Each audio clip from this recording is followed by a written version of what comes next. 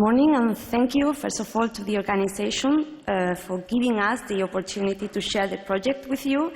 I would like to apologize on behalf of Professor José Manuel Pérez Tornero because he couldn't come to present himself the preliminary results.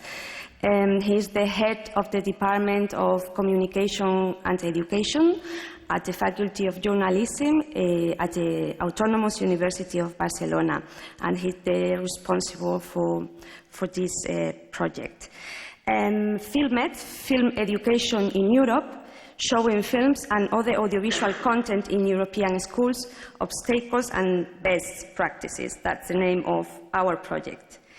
It's been carried out by an international consortium of partners, including think tank. They are based in Denmark, QMediae, based in Brussels, and the International Association of European Teachers. But it's also being carried out with the support of film institutions like Les Enfants du Cinéma or Film Club or other distribution companies. In fact, this research is somehow continuing a previous research carried out by the British Film Institute some years ago. The frame of this research has already been pointed out. The European Commission, through the Creative Europe program, wants to promote media literacy, and film literacy is part of it. And by doing so, they will be promoting the cinema industry of the present, but also of the future, and also the European cultural heritage. The research has been launched in 28 European countries and Croatia. The 3 economic European area member states, Iceland, Norway and Liechtenstein, and also in Switzerland. The objectives are to provide the European Commission with a study that identifies and analyzes the existing situation concerning the use of audiovisual and films in the school, in the classroom. Also to identify obstacles and good practices for the use of films and other audiovisual content in the school. And finally, to provide the European Commission with recommendations and possible measures to be implemented and how to strengthen its work within the context of media literacy. Therefore, it's being carried out in 3 different dimensions. On one hand, the formal and informal education, then the film industry, and thirdly, all these legal aspects dealing with license agreements for the schools. We launched 3 different kinds of surveys. The first one was addressed to school teachers, second to the film literacy experts, and then also a different survey destinated to stakeholders.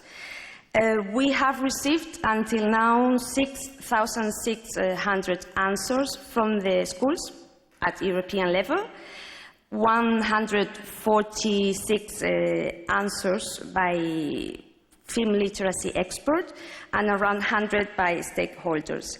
The period for gathering information and data will be still open for a month.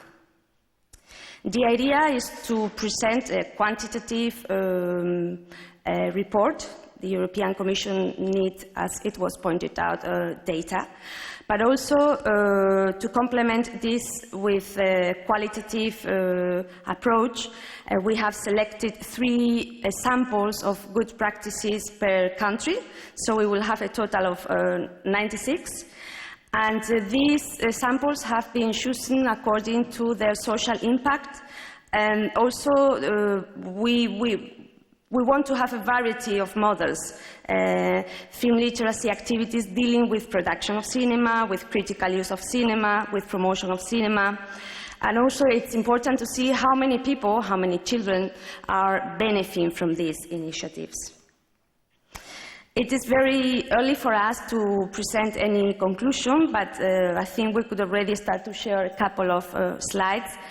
And this first one shows from where the teachers at the school are acquiring films, from where they get the films to be shown in the classroom.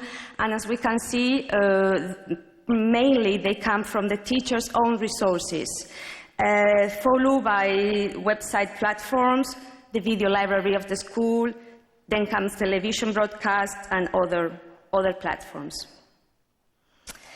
This slide shows that, in general, European schools do not have any technological problem to show films, to promote films within the classroom. We asked the teacher which kind of audiovisual material was shown mainly. And what we have seen is that they use either clips or extracts of films, but they also use short films and also complete full-length films. So it seems that they are rather concentrating more in the contents rather than in the length or the format of the contents. Documentaries come at the first stage in terms of genre, and it's followed by the specific educational audiovisual content from YouTube or similar, and then comes fiction, and in the last positions, animation. So documentary is the main format still. Teachers are using national productions, but they are also, national production is the green color, but the blue color shows that they are also showing films from another European countries. And at the third stage, we would have the American films productions in the classroom. Where it is really ridiculous is the amount of films from Asia or the Arab countries or Africa. That probably means that we also need to face the interculturality issues through the cinema as a future challenge in the classroom. To the question whether film literacy is included in the compulsory curriculum provided by the school, we have 63.8% of negative answers and 36.2% of positive answers. Film literacy shows similar levels at primary and secondary education. Both levels are covered. In the majority of the cases, 68%, film literacy is still a cross-curricular subject. Only in a minority, like 50%, is a self-contained subject. So this is another challenge, probably, for the future. And also, in most cases, film literacy activities in the classroom are still a very uncommon and sporadic practice. Only in 5.4% of the cases, it's widespread and common practice. That sounds like another challenge. And, well, that also refers a little bit to the technical means used in the classrooms. And apart from watching films in the classroom, when we asked what other activities dealing with formal or informal education is your school promoting? So we have going to the movie theaters as the first activity, and then going to film clubs and debate on movies. Then it comes a third container of other activities, and film production activities in the fourth stage. And the very last one, going to organizing film festivals. It's a pending subject also, probably. Does your school have any license agreements for the use of films? Nearly 42% say no, we don't have any license.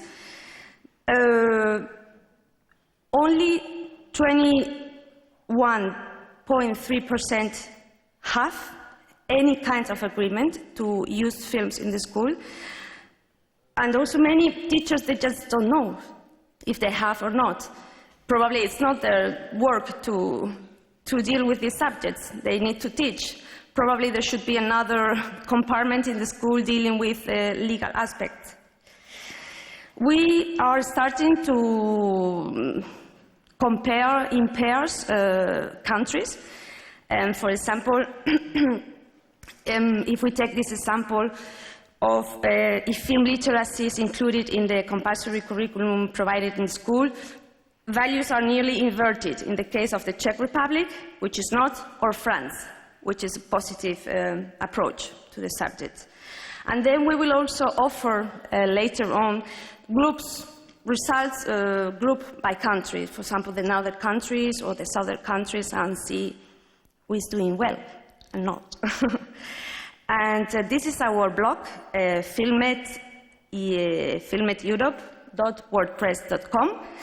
We will present our results and everything there when they are approved by the European Commission.